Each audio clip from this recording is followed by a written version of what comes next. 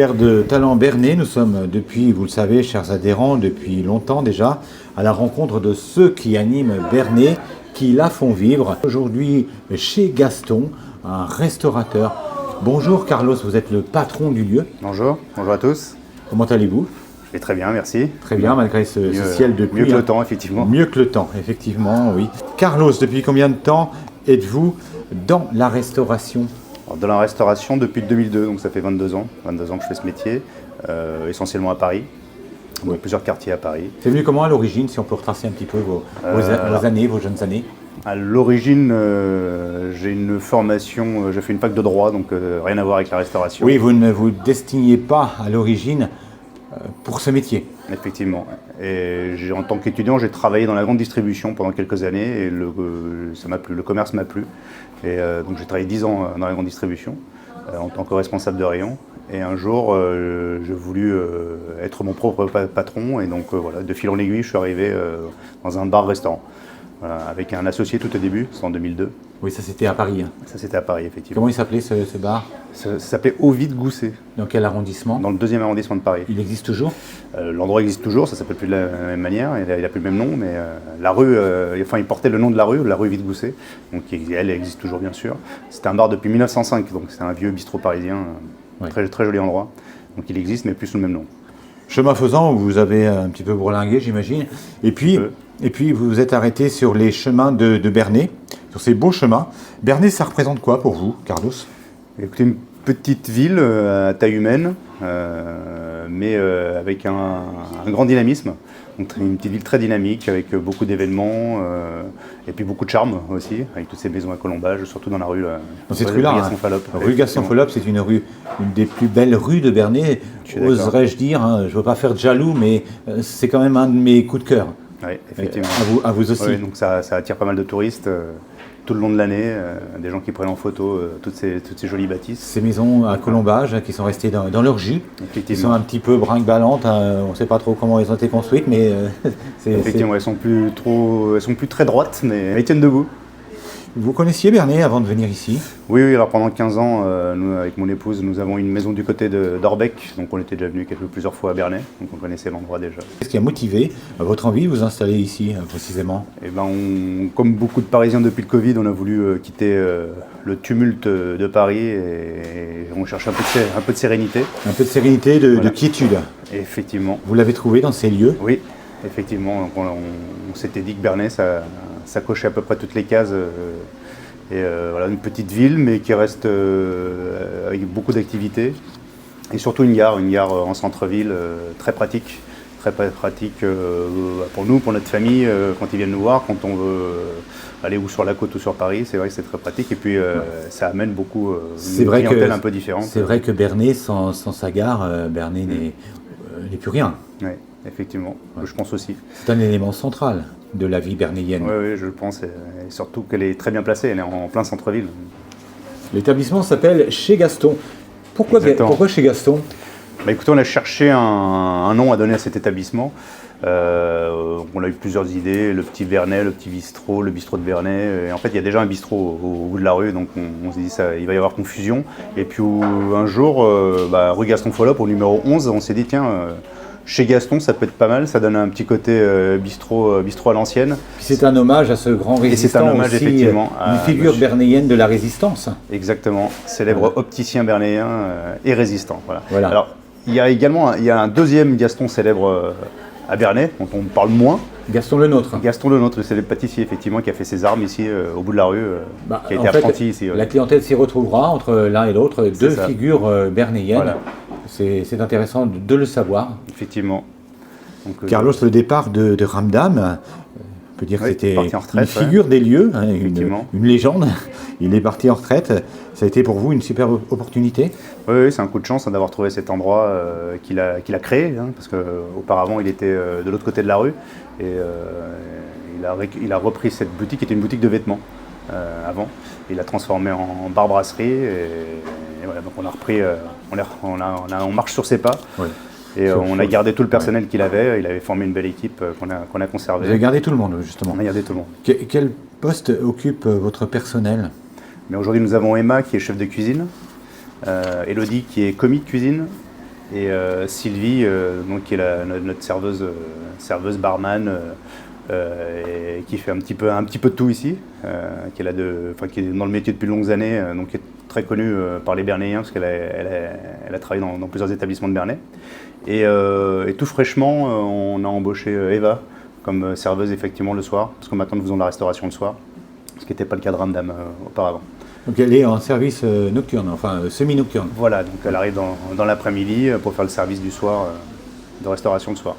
Est-ce que ce lieu, cet établissement, a subi une forme de relooking après le départ de Ramdam? Pas vraiment. On a rajouté un petit peu de couleur, un peu de vert au-dessus du comptoir et quelques nappes à carreaux pour accentuer le côté bistrot. Bistrot. On compte faire quelques travaux d'ici quelques temps, notamment en cuisine, parce qu'elle est plus trop adaptée à la cuisine qu'on propose aujourd'hui. Qu'est-ce qu'il faudrait pour qu'elle soit plus adaptée à la cuisine déjà trouver un peu de place, l'agrandir un petit peu, parce qu'aujourd'hui ça fait un petit peu... C'est difficile de pousser les murs, hein, surtout dans cette rue-là, la configuration des maisons ne s'y prête pas forcément. C'est vrai. Ouais. On réfléchit à plusieurs choses pour essayer de gagner de la place.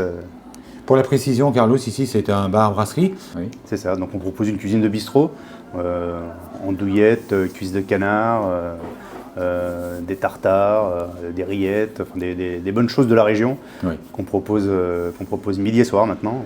À un tarif assez attractif. Oui, alors le midi on a une formule, entrée plat ou plat dessert à 14,90 et entrée plat dessert pour 17,90 qui varie. Est-ce que le menu s'adapte au rythme des saisons? Oui, bien sûr. Oui, bien sûr. Est-ce qu'il change de temps en temps? Oui, bien sûr. Oui, ça change à peu près toutes les semaines. Vous avez parlé du midi, mais par exemple, si on vient le soir, ce ne sera pas la même chose. Non, alors le soir, pour l'instant, on propose que la carte. Donc on a une carte de 6 ou 7 plats tous les jours, un poisson, une viande, une salade. Oui, il y a quand même du choix. Oui, il y a du choix, bien sûr. Et donc vous privilégiez, Carlos, les produits d'ici, les produits normands. Locaux et frais, les produits frais, ce qu'on appelle les circuits courts aussi. Exactement. Vous êtes attaché à ça. Les fournisseurs sont dans la région, sont pour la plupart à Bernay. C'est important pour vous, ça? Bien sûr, parce le but c'était de proposer une cuisine familiale avec tout en faisant travailler les fournisseurs locaux également, parce que en fait nos fournisseurs sont aussi nos clients, donc c'était important et intéressant pour nous de faire travailler les gens du coin avec des produits locaux. Ce qui est intéressant ici, c'est que vous disposez également d'une terrasse. Oui, effectivement, on a une jolie terrasse qu'on ne peut pas trop exploiter en ce moment, mais l'été, effectivement, elle est très agréable, surtout que la mairie nous permet de piétoniser toute la rue certains mois de l'année, l'été, toutes les fins de semaine, du jeudi au dimanche. C'est une chance. Hein. Ah oui, effectivement, là-dessus, c'est vrai qu'on a une mairie qui comprend les commerçants, c'est très bien. C'est une bonne chose. Combien proposez-vous de couverts chaque jour? Une trentaine de couverts là en ce moment. On peut monter à 40-50 l'été avec la terrasse en plus. Mais là, oui, on tourne autour d'une trentaine, le midi à peu près en moyenne. Je reviens sur le menu, là je vois, vous avez du cidre brut fermier, du cidre d'ici, du cidre normand. Voilà. Vous avez d'autres produits comme ça en boisson qui sont issus de notre terroir. Alors oui, autour de la pomme bien sûr, du cidre du pommeau et du calva, qui sont des produits locaux. En vin, non. Alors, après, la Normandie n'est pas une terre de vigne. Donc, ça commence à se développer tout doucement, gentiment. C'est vrai, ça commence. Mais bon, quelques cépages. En revanche, nous avons de très bons fromages qui viennent de la ferme de la Mondière, qui est à côté d'Orbec, et dont les exploitants viennent sur le marché de Bernay. Donc tous les samedis matins, on va chercher notre fromage au marché de Bernay pour la petite histoire. Est-ce que vous réalisez de temps à autre des soirées à thème ici, Carlos? Tous les vendredis soirs, nous proposons un plat comment dire, qui permet aux gens de se retrouver, de se réunir. Et de s'évader en même temps. Voilà, aussi, c'est vrai, parce qu'on a proposé un couscous il n'y a pas longtemps. Ah oui, couscous. Couscous, on a fait... Un petit clin d'œil à Ramdam. Exactement. On a fait également des moules frites, on a fait également de la choucroute. Voilà, et là, ce vendredi-ci, on va proposer... Vendredi, c'est une soirée cassoulet maison qui vous est proposée. Exactement, c'est du cassoulet ce week-end. Oui, c'est très bon aussi, hein. À la mode de maison. Il va rivaliser ce cassoulet avec celui de Castelnaudary? Et j'espère bien. Enfin, nous le dire. Attention, là, c'est un sacré défi, hein. C'est vrai. Merci beaucoup Carlos pour toutes ces précisions. Merci de nous recevoir en tout cas dans votre établissement Merci à vous pour Terre de d'être venu Talent nous voir. Bernay, Carlos. Et puis on vous souhaite de belles années de restauration devant vous. Merci beaucoup. À bientôt. À bientôt. Eva, bonjour. Bonjour. Tu es la toute dernière recrue de chez Gaston Oui, en tant que serveuse. c'est ça. Et tu assures le service en après-midi, on peut dire semi-nocturne. Oui. Oui. Depuis combien de temps? Alors, je suis chez Gaston depuis le 8 juillet, où j'ai commencé, on va dire en extra. Au départ, c'était pour aider un petit peu. Et ensuite, finalement, j'ai fait en horaire 10h-16h. Donc, c'était plus en renfort sur le midi, les services sur la période de l'été, puisque il y a quand même pas mal de monde. Et ça s'est transformé il y a quelques mois, je dirais un mois et demi en horaire du soir. Comme ça, ça permet de tourner un petit peu dans l'équipe. Le soir, c'est une toute autre ambiance. D'accord. Les gens sont moins pressés. Oui, ils sont plus zen. C'est ça. L'atmosphère s'y prête. C'est ça. Oui. Pour moi, je dirais que le midi, c'est plus entreprise, les personnes qui sont plus ou moins pressées, qui veulent manger, qui ne rentrent pas chez eux. Et le soir, c'est plus un plaisir. Et voilà, c'est plus cool, l'ambiance. Oui, on a le temps devant nous le soir. Voilà. Donc, de par tes compétences, tu as su transformer l'essai. Voilà. Et peut-être un peu surprendre justement les patrons pour faire en sorte qu'ils t'accordent une place au sein de leur équipe. Oui, alors ça s'est fait tout seul puisque c'est de base pas du tout ma branche professionnelle. Justement, j'allais te le demander, tu viens d'où à la base? De base, j'ai fait un bac accompagnement et soins et services à la personne, donc c'est plus dans les EHPAD, les hôpitaux. Oui, mais il y a quand même quelque chose. Hein. Il y a quelque chose quand même en commun. Oui. C'est sans doute une forme d'empathie, de bienveillance, aimer les gens. Oui, C'est ça c'est sûr, il faut aimer les gens. Ouais. Il faut aimer les gens. On est dans le commerce. Hein. Voilà, on est sans cesse en dialogue, en échange avec les gens. Donc, La communication, hein, voilà. le social. Oui, Oui. tout à fait. On le retrouve ici chez Gaston. Ouais. Oui. Et j'aime beaucoup. J'aime les gens. Eh ben, tant mieux. Voilà. Et les gens finalement s'y retrouvent, j'imagine. Ouais. Oui. Alors, j'imagine que ça te plaît aussi les soirées à thème, comme nous parlait tout à l'heure Carlos. Et là, en ce moment, eh bien, je crois que vous êtes en train de préparer les décorations pour Halloween. Oui, ouais, pour le festival de Samène, où je ne travaillerai pas au restaurant du coup.